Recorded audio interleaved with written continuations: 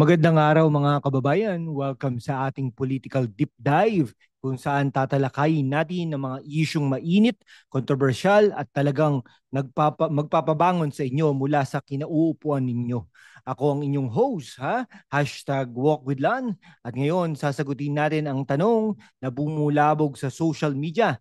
Totoo ba na ang pamilya Duterte ay nakatanggap ng trilyon mula sa mga iligal na grupo? At habang nandito tayo, bakit parang walang aksyon si BBM sa mga ganitong aligasyon? Kung ikaw ay nasa US, Canada, Dubai, Hong Kong o kahit saan sa mundo, bilang OFW itong episode na ito ay para sa iyo. Kaya i-ready ang kape mga kaibigan dahil mahaba at masalimot ang usapan natin ngayon. Pero bago tayo magsimula, i-hit natin ang like button, i-subscribe at i-on ang notification bell para hindi natin makaligtaan ng susunod nating content. Kung gusto mong suportahan ang channel, mag-send ng super thanks Malaking tulong ito para may pagpatuloy natin ang ganitong klaseng diskusyon. Share mo rin sa mga kababayan natin sa Riyadh, Sydney o kahit sa Quezon City. Ngayon, let's set the stage. Nabalitaan natin sa X ang mga post na nagsasabing ang pamilya Duterte daw ay kumita sa bilyon-bilyon o trilyon pa nga mula sa mga illegal na grupo, mula Pogo hanggang sa mga controversial na transaksyon noong panahon ng pandemya. Pero totoo ba ito o isa na namang fake news para siraan ng mga Duterte? At bakit parang tahimik ang Malacanang sa mga ganitong usapin, no? Sasagutin natin yan with facts, humor, and a little bit of sariwang chismis na may laman. Let's dive in. Una, let's unpack the claim, no? Sa isang post sa X, may nag-allege na ang pamilya Duterte, si Tatay Digong, Sara at iba pang kaanak ay nakatanggap ng trilyon pesos mula sa mga iligal na grupo tulad ng Pogo, Farmally, Scandal at iba pang di umunoy shady deals. Trilyon mga kababayan, hindi milyon, hindi bilyon, kundi trilyon. To put that in perspective, ang budget ng Pilipinas noong 2024 ay humigit kumulang, no? 5.7 trillion pesos. So kung totoo ito, para sinasabi nila na ang Dutertes ay may hawak ng halos isang katlo ng national budget. That's wild, na? Right? Pero seryoso, let's look at the source. Ang mga aligasyong ito ay nagmula sa mga post sa X tulad ng isang tweet mula sa isang user na nagsasabing Pogo, WOD, WPS at Farmally scandal ang mga pinagmulan ng pera, pero wala pang konkretong ebidensya, no? Walang court ruling, walang dokumento na hawak ng publiko. So fake news ba ito o may katotohanan? Imagine mga kaibigan, ikaw ay nasa Davao, umiinom ng kape sa isang maliit na karinderya, narinig mo mga tricycle driver na nag-uusap. Narinig mo ba? Trilyon daw ang kinita ng mga Duterte. Tapos may isa pang sumugot. Bakit? Si Marcos tahimik. Di ba siya dapat mag-imbestiga? That's the vibe sa ground. Chismis na may halong frustration. Pero bilang mga Pilipino, we need to go beyond chismis. Let's check the facts. Walang solidong dokumento na nagpapatunay na may trilyon ang natanggap ng mga Duterte mula sa illegal na grupo. Ang mga aligasyon tungkol sa Pogo at Farmally scandal ay umiikot na simula pa noong 2021. Pero hanggang ngayon, wala pang final conviction o malinaw na paper trail na direktang ikinukonekta ang pamilya Duterte sa ganitong kalaking halaga. Ang Farmally scandal halimbawa ay kinasasangkutan ng mga kontrata sa panahon ng pandemya. Pero ang mga pangunahing tauhan dito ay ang mga negosyante, hindi direktang mga Duterte. No? So bakit umiikot ang ganitong kwento? Simple, political mudslinging. Ang mga ganitong aligasyon ay madalas na ginagamit para siraan ang kalaban lalo na't malapit na ang 2028 elections. Alam ninyo, kung totoo ang trilyon na yan, baka ang Davao City ngayon ay parang Dubai na. May mga skyscraper, golden cars at free wifi sa buong probinsya. Pero seryoso ang ganitong klaseng chismis ay parang teleserye, puno ng drama, pero kulang ng script. Ano sa tingin ninyo, mga kababayan, mag-comment kayo sa baba.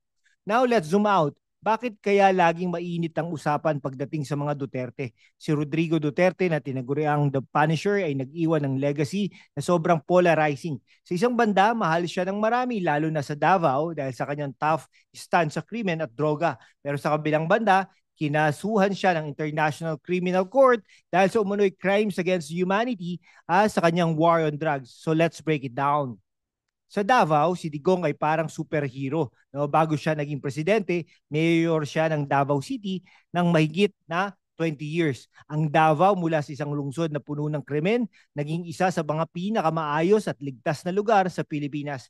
Ang kanyang war on drugs, bagamat kontrobersyal, ay sinuportahan ng maraming Pilipino, lalo na ang mga nagsawa na sa korupsyon at krimen. Ayon sa isang 2018 survey sa SWS, 78% ng mga Pilipino ang nasiyahan sa kanyang drug war.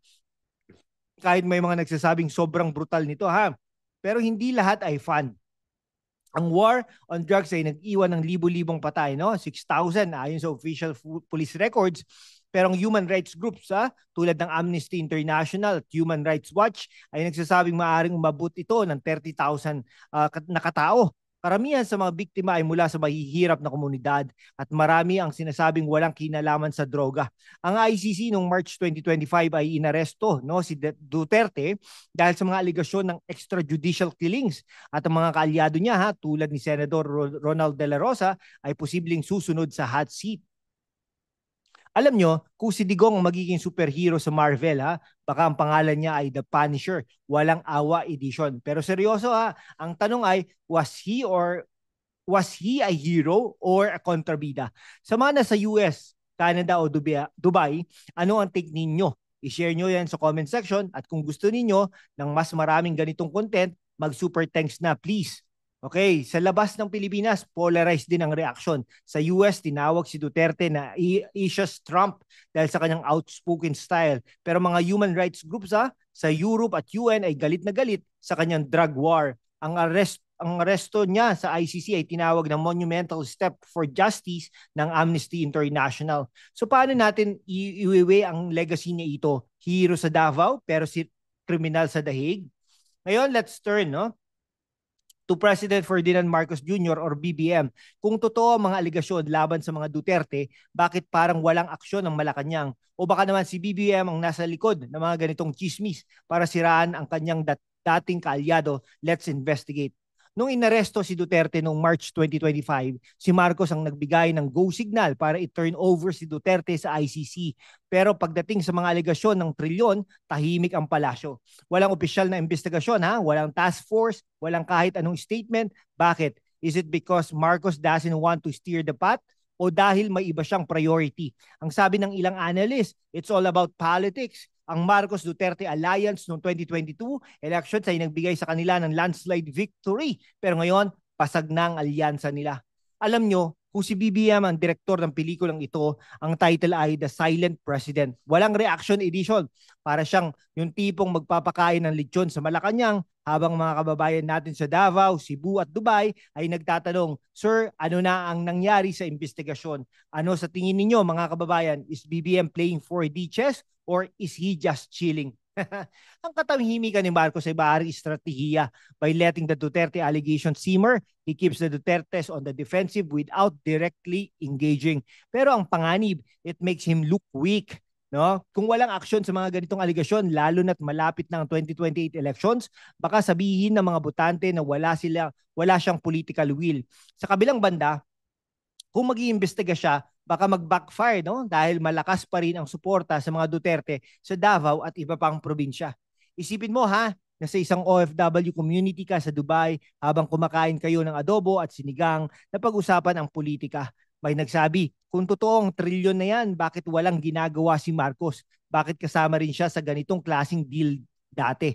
Tapos may sumagot, hindi baka takot lang siya kay Sara Duterte. That's the kind of convo happening right now from Quezon City to Qatar. So paano natin lulutasin ang ganitong mga issue? Ang mga aligasyon ng trilyon, totoo man o hindi, ay nagpapakita ng mas malaking problema, ang kawalan ng transparency sa gobyerno. Kung gusto natin ng hustisya, kailangan natin ng sistemang hindi natatakot mag-imbestiga kahit sino pa ang involved, Duterte man o Marcos. Una, kailangan ng mas malakas na anti-corruption body. Ang ombudsman ngayon ay may kapangyarihan pero madalas napakabagal ng proseso. Pangalawa, kailangan na mas transparent ng financial reporting para sa mga public officials. Kung may trilyon talagang umiikot, bakit wala talaga tayong nakikitang paper trail? At pangatlo, kailangan natin suportahan ng mga independent investigators, mga journalists, NGOs, mga vloggers, at maging mga ordinaryong Pilipino na gustong maglabas ng katotohanan. Kaya nga mga kababayan, kung gusto ninyong malaman ang totoo, maging aktibo. magtanong, mag-research at mag-share ng impormasyon. Sa mga US, Canada, Australia o kahit saan sa mundo, i-share nyo itong video na ito sa inyong mga kaibigan at pamilya. Mag-comment kayo sa baba ano ang tingin ninyo sa mga aligasyong ito. At kung gusto ninyong tuloy-tuloy ang ganitong klaseng content, mag-super thanks please. Every peso helps us keep the truth alive. Alam nyo, kung may trilyon talaga ang mga Duterte, baka naman pwede mag-donate sila ng konti para maayos ang kalsada sa EDSA. No. O baka naman si BBM magdo-donate kung may natira pang budget after ng kanyang world tours. Ano sa tingin nyo mga kaibigan? All right, mga kababayan, no, let's wrap this up.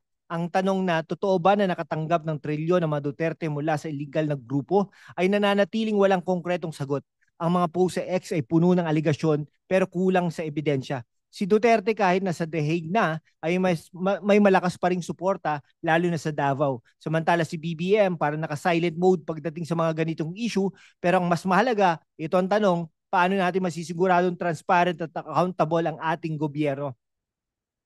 Sa mga kababayan natin sa Los Angeles, Toronto, Dubai, Riyadh, Sydney at sa lahat ng sulok ng mundo, salamat sa panonood ha. Huwag kalimutang i-like, i-subscribe at i-share itong video. Mag-comment kayo sa baba. Anong tingin ninyo sa mga Duterte at Marcos? At kung gusto ninyong suportahan ang channel, mag-send ng super thanks. Malaking tulong ito para sa aming team na nagdadala ng ganitong content sa inyo. Sa susunod na episode tatalakayin natin ang mga bagong isyong politikal na sigurado magpapainit ulit ng usapan. Kaya stay tuned mga kaibigan, mula sa Quezon City hanggang Qatar. Let's keep the conversation going. Salamat at magkita-kita ulit tayo mga kaibigan.